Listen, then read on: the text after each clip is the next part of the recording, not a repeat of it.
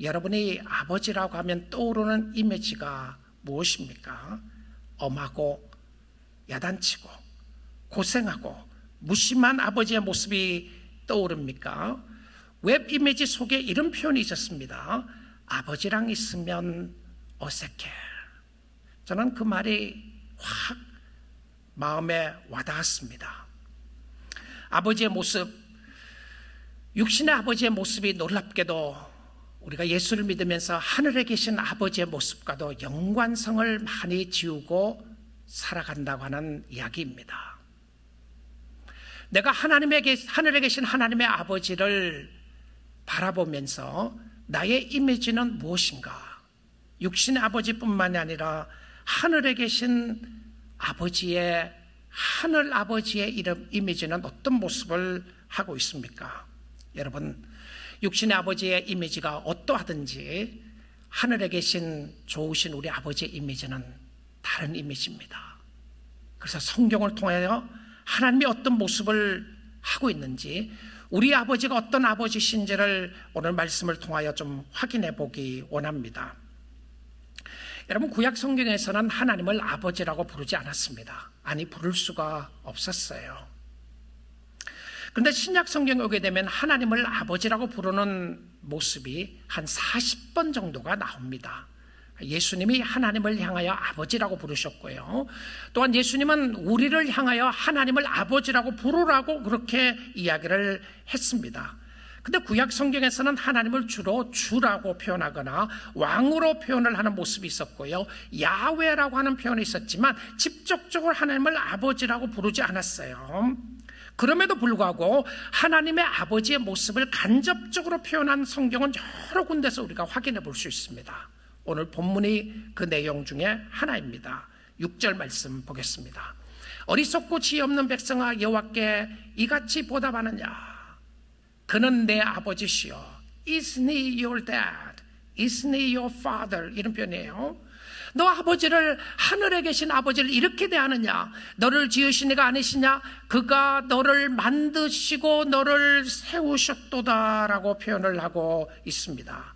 여러분, 이 말씀이 구약 성경이죠. 그리고 신명기에 나오는데요, 잘 아시는 것 같이 신명기는 모세가 이스라엘 백성들을 광야 생활의 거의 끝자락에 2세들을 모아놓고 하는 설교였습니다. 거의 마무리되는 설교 가운데 갑자기 이렇게 이야기를 하는 거예요. Isn't he your father? 하나님에 대하여 그가 네 아버지가 아니냐? 아마 이 백성들은 깜짝 놀란 거예요. 왜냐하면 감히 천지를 창조하신 하나님을 아버지라고 부르다니 말입니다. 근데 그 답을 그렇게 이야기를 해요. 너를 지으신 이가 아니시냐? 그가 너를 만드시고 너를 세우셨도다. 그래서 구약 성경에서는 이 창조주 하나님을 강력하게 우리에게 그가 아버지가 되신다고 이야기를 하고 있어요. 사랑하는 성도 여러분, 하나님을 아버지라고 부르는 주의 백성들은 복받은 백성들입니다. 여러분, 가장 행복한 하나님의 사람들입니다. 하나님 아버지. 힘들고 어려울 때에, 외롭고 답답할 때에, 삶의 힘든 일로 지쳐 있을 때에 하나님을 아버지라고 한번 불러보십시오. 아버지, 하나님. 그 하나님께서 주시는 위로와 평강이 있을 겁니다. 하나님을 아버지라고 부르게 되면 놀라운 평강과 안식을 허락해 주시는데요, 아버지가 이렇게 대답하시는 거예요. 나 여기 있다. Here I am I. 내가 여기 있다. 사랑하는 아들아, 사랑하는 딸아, 내가 너를 사랑하노라. I still love you. I am with you. 내가 너와 함께 있다. 내가 너를 떠난 게 아니야. 내가 너와 함께 있다라고 하는 하나님의 음성이 들리는 것을 보게 될 것입니다. 그런데 이 하나님 아버지가 어떠한 분이신지를 성경을 통해서 확인해 보도록 하겠습니다. 오늘 본문 3절 4절이에요. 내가 여호와의 이름을 전파하리니 너희는 우리 하나님께 위엄을 돌릴지어다. 영광을 돌려드리라고 하는 표현이죠. 4절입니다. 그는 반석이시니 그가 하신 일이 완전하고 그의 모든 길이 정의롭고 진실하고 거짓이 없으신 하나님이시니 공의로우시고 바르시도다. 여러분, 창조주 하나님을 이렇게 좋은 하나님으로 묘사를 하고 있어요. 그는 반석이시며 그가 하는 모든 일은 완전하고 공의로우시고 정의로우시고 바르신 하나님이시다. 하이델베르그 요리문답에 9장 아버지 되신 하나님이라고 하는 9장의 26번 문제에 이런 질문이 있어요. 전능하신 성부 하나님 천지의 창조주를 나는 믿사오라며 고백할 때 당신은 무엇을 믿습니까? 내가 하나님을 아버지라고 그랬을 때에 나는 그 하나님을 어떤 모습으로 고백하고 있는가, 이 부분입니다. 답을 이렇게 쓰고 있습니다. 우리 주 예수 그리스도의 영원하신 아버지께서 아무것도 없는 중에서 하늘과 땅과 그 가운데 있는 모든 것을 창조하셨고, 창조주 하나님을 아버지라고 하는 것을 강조하는 것이죠. 또한 그의 영원한 작정과 섭리로서 이 모든 것을 여전히 보존하시고 다스리심을 믿으며, 이 하나님께서 그의 아들 그리스도 예수 때문에 나의 하나님과 나의 아버지가 되심을 나는 믿습니다. 이 창조주 하나님을 나의 아버지라고 고백할 수 있는 그 근본적인 이유와 원인은 예수 그리스도를 믿기 때문이다, 이렇게 이야기해요. 자, 그리고 계속해서 답을 합니다. 그분을 전적으로 신뢰하기에 그가 나의 몸과 영혼에 필요한 모든 것을 채워주시며, 나의 육신뿐만이 아니고 영혼에 필요한 것을 채워주시고, 영혼뿐만이 아니라 육신에 필요한 것도 채워주시는 것이 왜냐하면 아버지시기 때문에 그렇다, 이렇게 이야기를 해요. 이 눈물 골짜기 같은 세상에서 당하게 하시는 어떠한 악도 합력하여 선을 이루게 하실 것을 나는 조금도 의심치 않습니다. 그는 전능하신 아버지이시기에 그리 하실 수 있고, 신실하신 아버지이시기에 그리 하기를 원하십니다. 이렇게 하기를 delighted, 기뻐하며 이렇게 하신다고 하는 모습을 이야기를 하고 있습니다. 예수 믿는 사람은 이런 하나님을 아버지라고 부르는 사람들입니다. 여러분의 아버지십니다. 하나님이 나의 아버지세요. 이런 하나님을 사랑하고 이런 하나님을 공경하고 이런 좋으신 하나님을 잘 믿고 섬겼습니까? 놀랍게도 하나님을 아버지라고 부르는 하나님의 백성들이 이 하나님을 어떻게 했는지 이 본문 같은 32장 15절에서 이렇게 이야기를 합니다. 그런데 여수론이 이스라엘 백성들을 상징하는 별명과 같은 겁니다. 닉네임과 같은 거예요. 여수론이 기름짐에 발로 찼도다. 누가 누구를 발로 차요? 누가 누구를 발로 찬다고요? 여수론이, 하나님의 백성들이, 하나님의 자녀라고 하는 하나님의 백성들이 하나님을 발로 차버립니다. 오늘 교회 다니는 사람들이 하나님을 우습게 생각하는 거죠. 예수 안 믿는 사람들에게 이야기하는 것이 아니고요. 여러분 생각해 보십시오. 내가 내 아버지를 발로 차고 우습게 여긴다. 자, 그 표현이에요. 근데 왜 발로 찼어요? 네가, 우리 이야기하는 거죠. 살찌고 비대하고 윤택함에 자기를 지으신 하나님을 버리고, 그러니까 누구를 했는지에 대한 분명한 이야기를 하면서요, 자기를 지으신 하나님, 창조주 하나님이라고 그래요. 근데 왜 찾습니까? 잘 되니까. 모든 것이 잘 되고 기름이 차고 내가 하나님 없이도 살 수 있다고 생각이 들고 내가 이뤄놓았다고 생각이 들고 하니까, 윤택하고 비대해지고 살이 찌니까 하나님 버리는 거예요. 누가요? 교회 다니는 사람들이, 예수 믿는다고 하는 사람들이요. 하나님을 버리고 자기를 구원하신 반석을, 하나님을 표현하는 표현이었죠. 반석이라고요. 반석을 어떻게 했다고요? 업신 여겼도다. 누가? 이스라엘 백성들이. 오늘 말씀을 듣고 있는 저와 여러분에게 주시는 모습이었습니다. 우리가 하나님을 고백함에도 불구하고 우리는 하나님을 아버지라고 대하고 있는가, 아니면 어떻게 생각하고 있는가? 여러분, 업신야가 당했던 경험 있잖아요. 사람들로부터 배신당하고 업신당했던 경험들이 다 있을 것입니다. 근데 이 놀랍게도 성경은 창조주 하나님이시며 좋으신 하나님을 사람들이 믿지 않는다는 거예요. 왜 그렇습니까? 32장 5절 보겠습니다. 그들이 여호와를 향하여 악을 행하니 하나님의 자녀가 아니요, 흠이 있고 삐뚤어진 세대로다. 이스라엘 백성들에게 광야에서 하는 소리였습니다. 지금 이스라엘 밖에 없어요. 지금 이방 사람들이 있는데 전도하기 위해서 하는 소리가 아니고요, 이스라엘 백성 밖에 없습니다. 오늘 저와 여러분이에요. 오늘 말씀을 듣고 계시는 하나님의 자녀라고 하는 저와 여러분에게 말씀하고 있는 겁니다. 여호와를 향하여 악을 행하고 마음대로 살아가는 거예요. 그리고는 하나님의 자녀라고요? 아니라는 거예요. 하나님의 자녀가 아니고 흠 있고 삐뚤어진 세대로다. 하나님을 향하여 죄를 짓고 마음대로 살면서 하는 소리였던 것을 보게 됩니다. 우리는 알고 있습니다. 이 죄가 단순히 어떤 도덕적인 것을 이야기하는 것이 아니라 영적으로 하나님을 외면하는 모습이라는 것을 알고 있습니다. 아무도 도덕적으로 의롭다 말할 사람 없습니다. 우리는 오직 예수 그리스도를 믿음으로 말미암아 의롭게 되었는데, 그럼에도 불구하고 믿음의 행위가 나타나야 되는 것을 이야기를 하고 있는 거예요. 하나님에 대하여 나는 어떻게 바라보고 있는가, 어떻게 향하고 있는가. 여러분, 우리는 이 모든 죄를 씻겨주시는 것이 하나님의 은혜요 축복이라는 것을 알고 있습니다.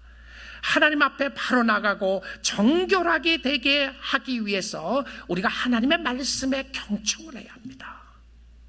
오늘 여러분들에게 하나님의 말씀을 주시는 것이 은혜입니다. 하나님은 여러분을 혼내려고 하는 것이 아니라요, 하나님은 오늘 이 자리에 계시는 여러분들을 축복하고 싶은 거예요. 여러분이 하나님의 자녀로서 이 땅에서 주를 의지하고 주님을 사랑하고 섬기기를 원하고 계시는 모습을 보여주고 있는데, 그 모습 가운데 주시는 말씀이 시작이 32장 1절 2절에 이렇게 이야기를 합니다. 하늘이여 귀를 기울이라, 내가 말하리라. 땅은 내 입의 말을 들을지어다. 왜 하늘과 땅에게 이야기합니까? 이스라엘 백성뿐만이 아니라 이 땅에 있는 모든 사람들에게 귀를 쫑긋하게 기울이고 하나님의 음성에 귀를 기울일 것을 이야기합니다. 그러면 실질적으로 이 말씀 속에 타겟하는 대상이 누구예요? 그 자리에 함께하고 있었던 이스라엘 백성들이었어요. 2절 보겠습니다. 내 교훈은, 하나님의 말씀은, 그죠? 내 교훈은 비처럼 내리고 내 말은 이슬처럼 맺히나니 연한 가는 풀 위에 가는 비 같고 채소 위에 단비 같도다. 정말 놀랍고 아름다운 표현의 하나님의 말씀에 관한 부분입니다.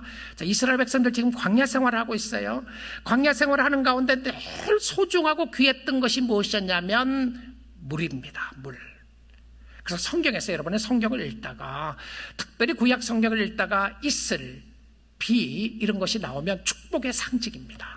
은혜의 상징이에요. 자, 근데 이 2절 한 구절 속에 이 표현 한번 보십시오. 비처럼, 이슬처럼, 가는 비, 그 다음에 단비.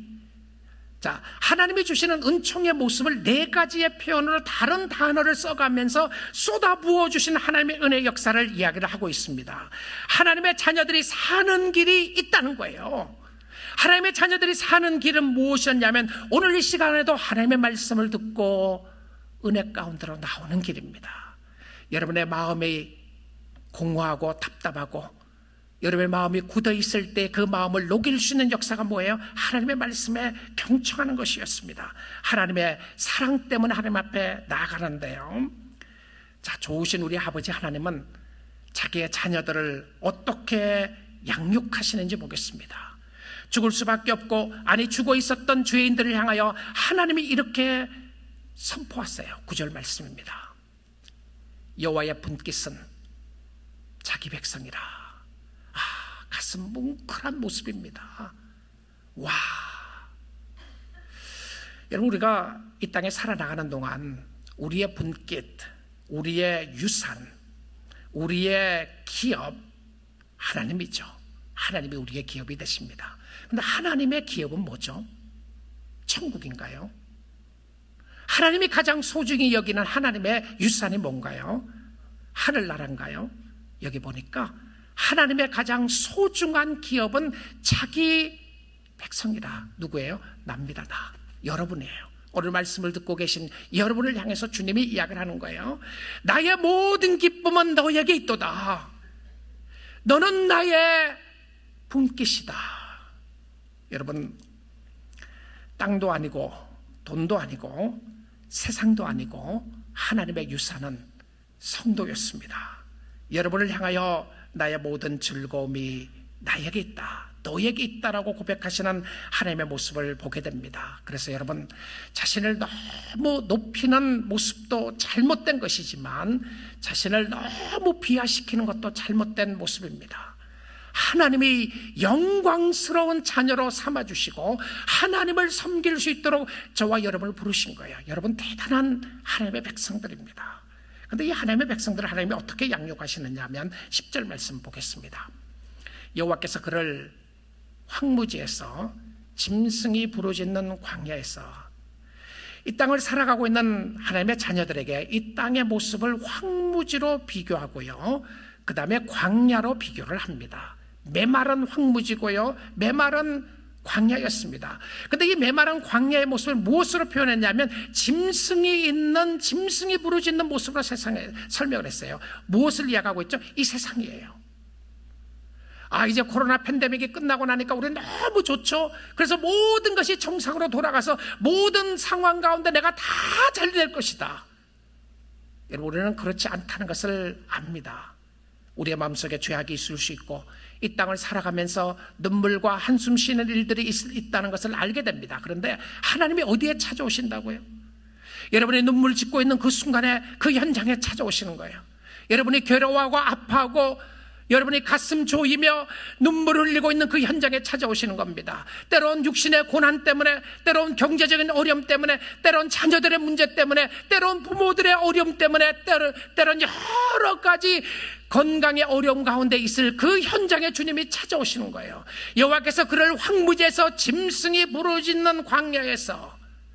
자, 그리고는 여호와의 행동 동사를 4가지를 이야기합니다. 보십시오.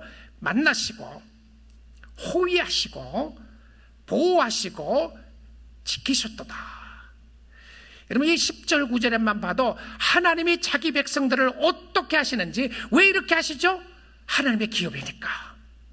여러분의 기업을 여러분이 보호하잖아요, 지키잖아요. 여러분의 자녀들을 지키고 보호하고 필요한 것을 다 공급해 주잖아요. 하나님이 왜 여러분을 이렇게 보호하시고 하시죠? 자기의 기업이니까, 자기의 중요한 기업이기 때문에 이렇게 역사하시는데, 자, 근데 이 지키셨더라고 하는 표현 속에요, 만나시고 찾아오셔서 호위하시고 보호하시고 지키셨더라, 이래도 될 텐데, 이 지키셨다라고 하는 단어 바로 앞에 표현력을 집어넣고 있습니다. 뭐라고 이야기하냐면 자기의 눈동자 같이 지키셨다.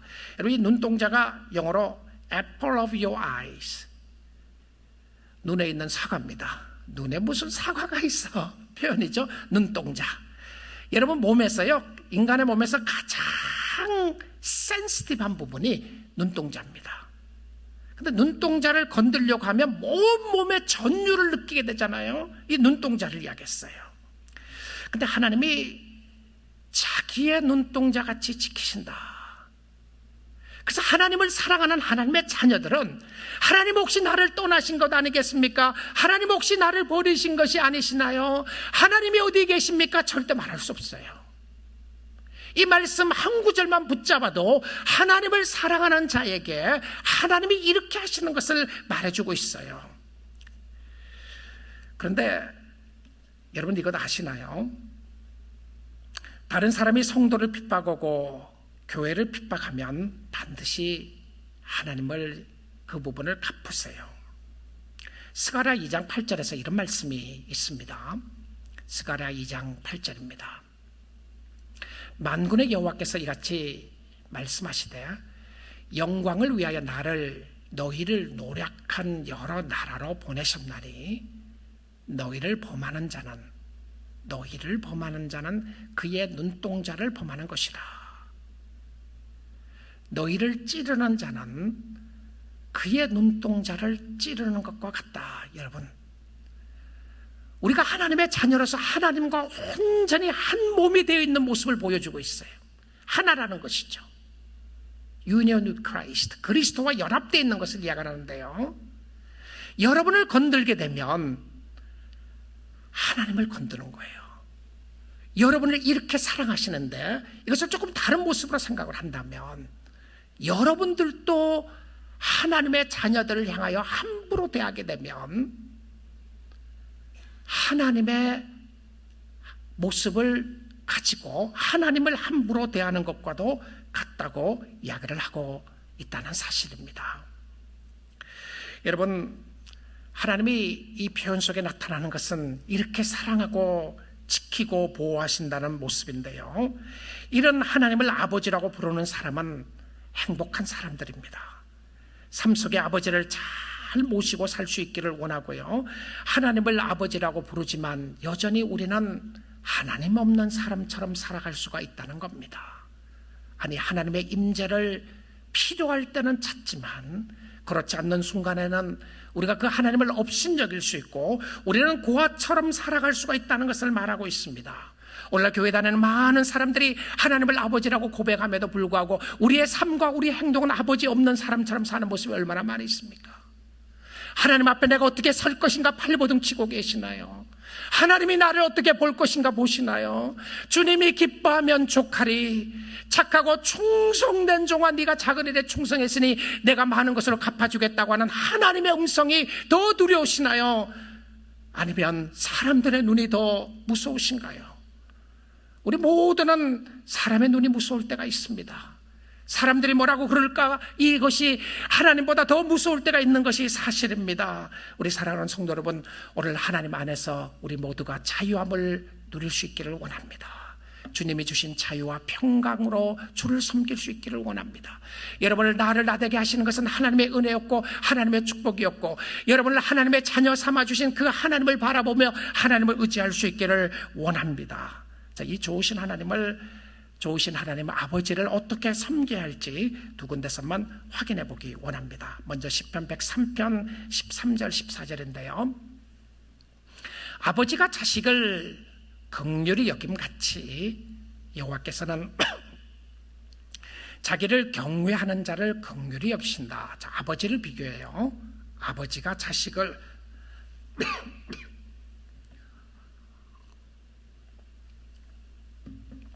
아버지가 자녀를 긍휼히 여기신 것 같이 여호와께서는 자기 자녀를 긍휼히 여긴다, 이렇게 안 돼 있어요. 여호와께서는 자기를, 누구를요?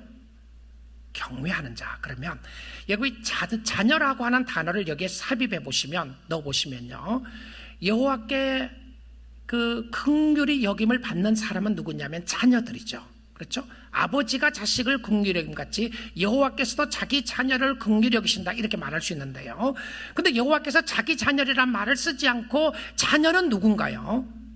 진짜 하나님의 자녀들이 누군지 아세요?